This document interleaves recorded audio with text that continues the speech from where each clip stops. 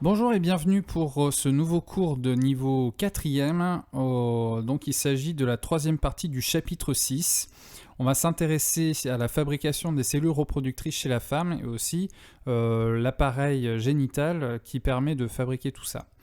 Alors la première question pour partir sur sur ce cours-là, en fait, c'est par rapport à ce qu'on avait vu lors du premier cours.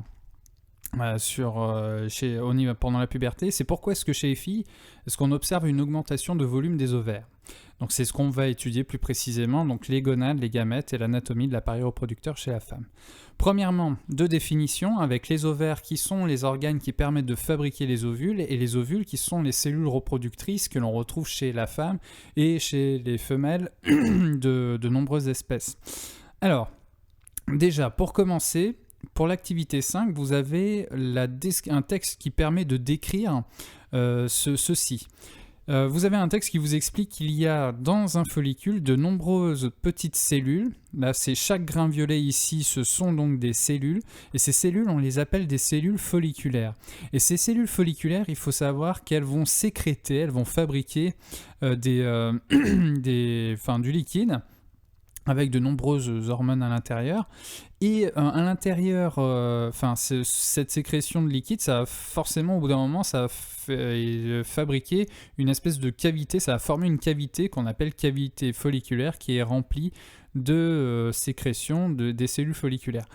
Très important, vous avez donc la fameuse cellule qui sert à la reproduction, c'est-à-dire ici un ovule. Et l'ensemble, tous ces éléments-là, c'est ce qu'on appelle un follicule. Donc un follicule, c'est un gros machin avec beaucoup de cellules folliculaires, plus un ovule qui est présent ici. Et il faut savoir que les cellules folliculaires permettent la maturation de l'ovule.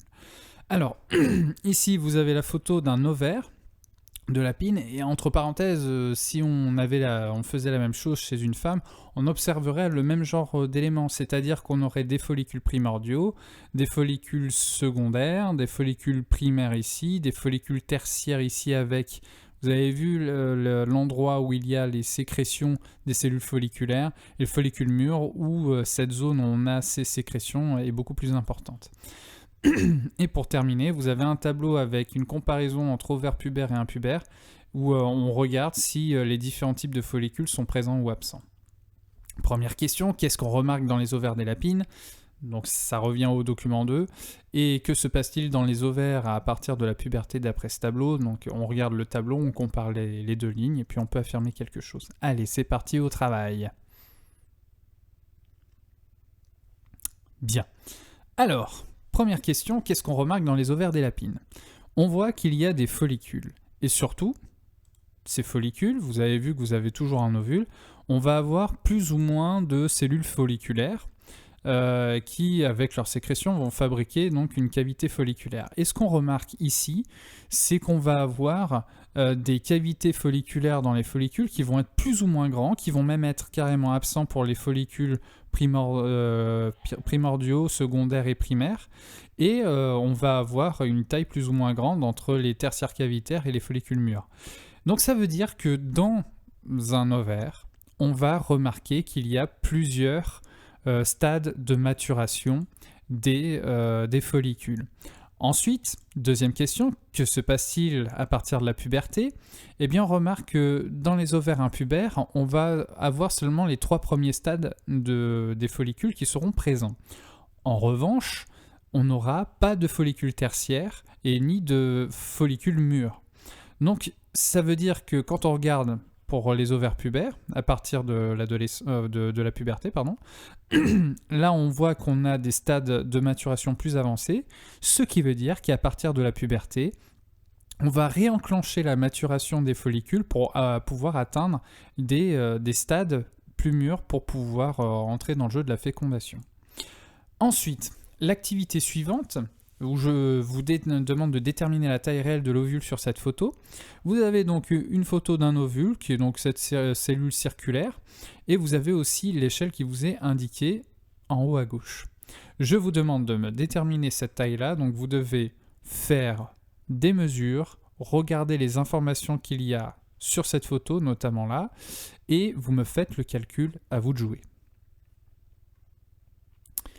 Bien, étant donné que c'est un grand classique, j'espère que vous n'avez pas eu trop de difficultés pour pouvoir répondre à ces questions. Donc premièrement, quand on regarde cette cellule-là, on va se contenter de mesurer entre les 2 points ici. Vous avez dû trouver une valeur d'environ 5 cm. Ensuite, dans un deuxième temps, vous avez dû mesurer la barre la taille de la barre d'échelle ici. Vous avez dû trouver environ 1,3 cm. Ce qui fait que pour faire le calcul, vous savez que ces deux valeurs-là, vous pouvez en faire une division pour obtenir quelque chose, pour obtenir un ratio. C'est-à-dire combien de fois est-ce que j'ai la barre d'échelle dans la cellule.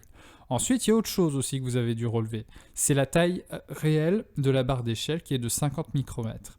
Donc, si on combine les trois éléments, vous allez me faire 5 cm divisé par 1,3 et ensuite vous allez multiplier le tout par la taille réelle de la barre d'échelle, c'est-à-dire x 50. Vous allez obtenir 192 micromètres et comme je le rappelle,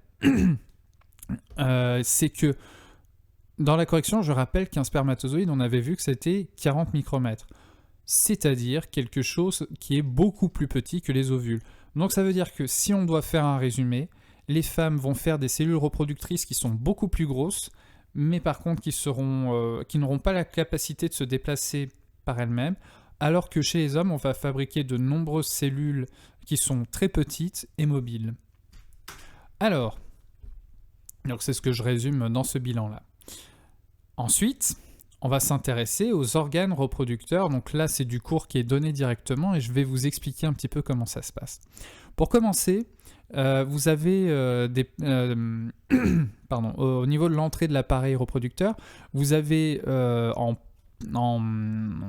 niveau de l'entrée, vous avez ce qu'on appelle des lèvres vaginales. Alors vous avez deux types de lèvres, vous avez des petites lèvres qui sont plus à l'intérieur et les grandes lèvres qui sont ici. Donc les petites lèvres c'est ici et les grandes lèvres c'est ici.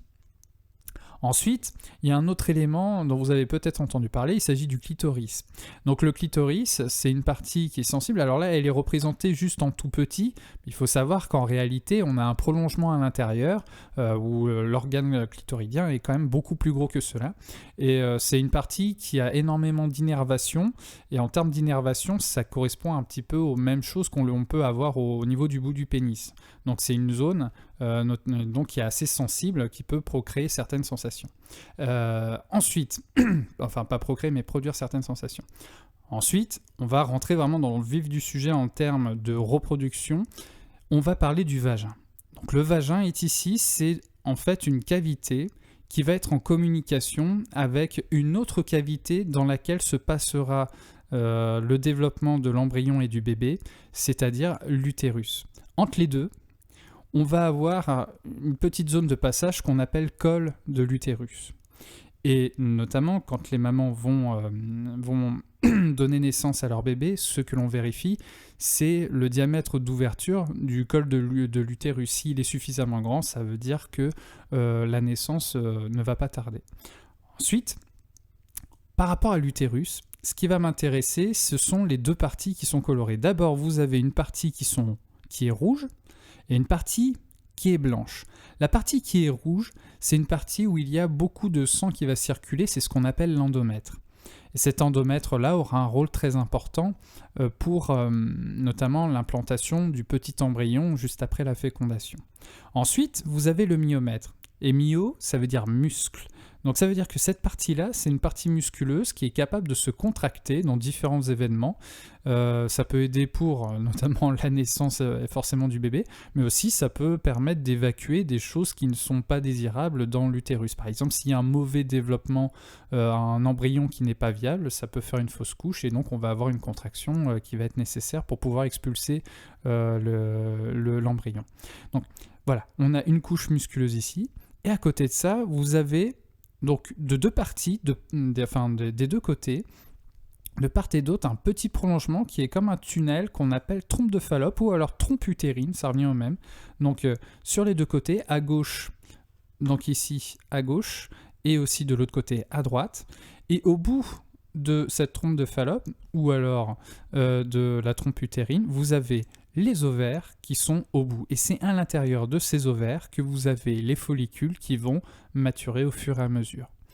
Alors, donc les deux autres éléments, je ne les ai pas précisés, c'est pas utile, vous pouvez le barrer sur votre schéma, c'est pas attendu.